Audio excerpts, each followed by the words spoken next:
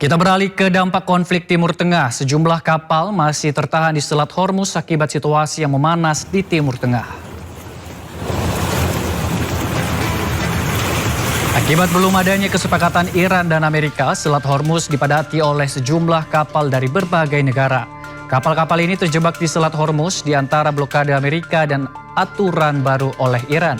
Iran dilaporkan tengah memaksakan kapal yang melewati Selat Hormuz untuk menuruti peraturan baru dan mereka beresiko diserang jika tak mematuhi peraturan baru tersebut.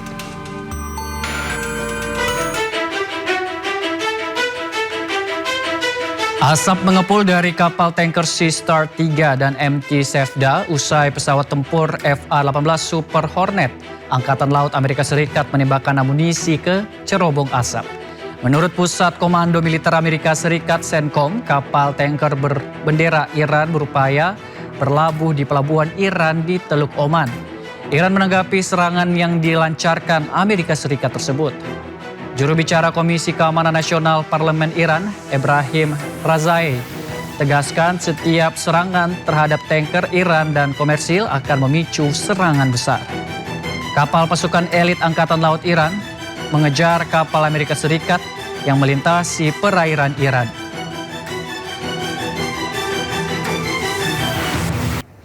Di saat Amerika Serikat mengaku punya banyak kesediaan minyak, warga Amerika Serikat justru mengeluhkan kenaikan harga minyak yang melambung tinggi. Warga Amerika Serikat dibuat geleng-geleng kepala dengan harga bensin naik tajam. Akibatnya harga-harga makanan mulai dari daging, telur sampai buah juga ikut naik.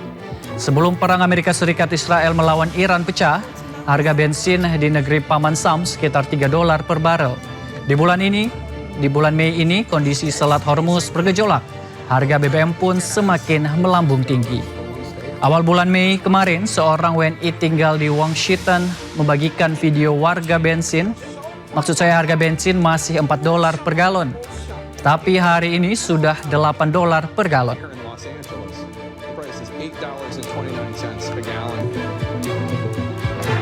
Kami di Sido Malam, situasi di Lebanon Selatan kian mencekam bagi para medis bertaruh nyawa di setiap langkah penyelamatan. 2 para medis dilaporkan terluka parah akibat serangan Israel di Nabatiyeh, Lebanon.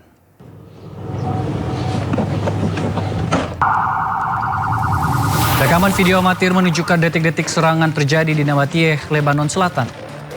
Sejumlah para medis dihantam serangan rudal dilakukan Israel saat sedang berjuang mengevakuasi korban dari serangan di lokasi yang sama. 2 para medis menjadi korban serangan terluka namun tetap merekam kejadian sambil berteriak, menerobos kumpulan asap serta puing-puing bangunan. Pemerintah Lebanon mengecam serangan tersebut dan menilai tindakan Israel sebagai pelanggaran terhadap hukum internasional.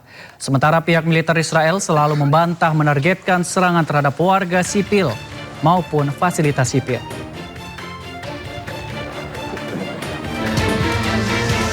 Serangan keji Zionis terhadap para medis juga terjadi di kota Maifadoun.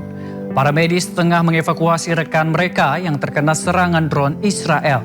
Sementara itu puluhan orang berkumpul memberikan penghormatan terakhir kepada Mahdi Abu Zaid, para medis Lebanon yang gugur dalam tugas bersama kedua rekannya. Serangan sporadis pasukan Zionis juga menargetkan jurnalis di Al-Baisariah, Lebanon Selatan. Peti pembawa jenazah Amal Khalil diarak ratusan pelayat. Amal Khalil gugur dalam serangan udara Israel di Al-Tiri, Lebanon Selatan.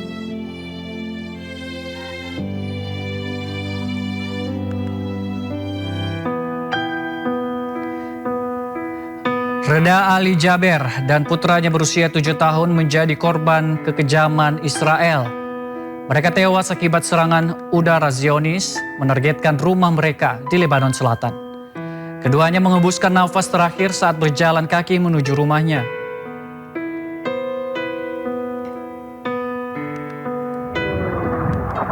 Rekaman memperlihatkan serangan udara Israel menghantam daerah pemukiman di Jarjowa, Lebanon Selatan.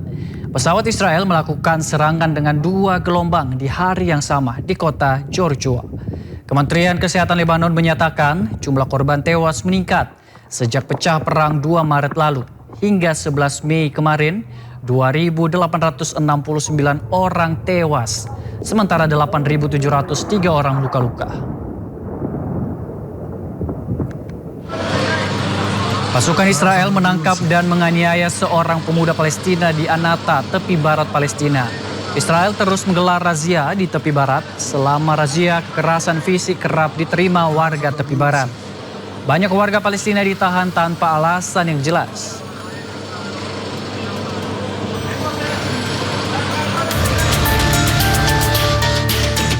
Keluarga Palestina memakamkan ayahnya di pemakaman dekat rumah mereka di wilayah utara tepi barat. Usai prosesi pemakaman, pemukim Israel dilaporkan datang dengan pengawalan militer Israel.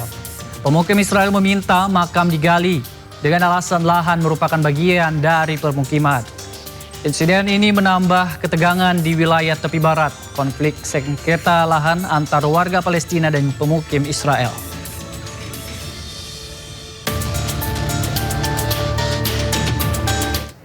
Sementara itu, Hizbullah terus melancarkan serangan balik ke Israel. Serangan menggunakan drone menyasar tentara Israel yang menduduki Lebanon Selatan.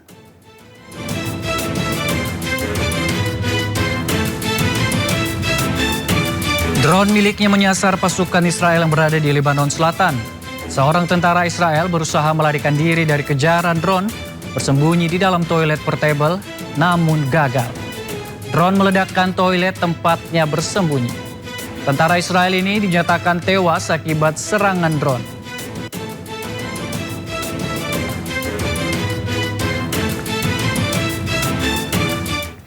Perlawanan terhadap Israel terjadi di sejumlah lokasi, salah satunya di Golan, wilayah pendudukan Israel. Warga membakar mobil dan alat berat perusahaan Israel.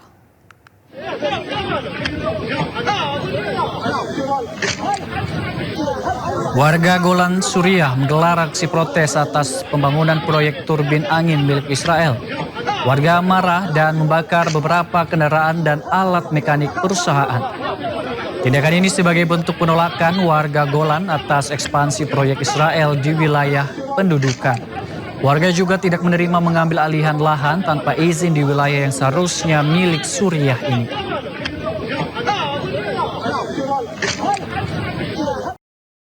Situasi di Selat Hormuz semakin memanas. Blokade Amerika Serikat berlanjut, 61 kapal dagang diminta ubah rute pelayaran.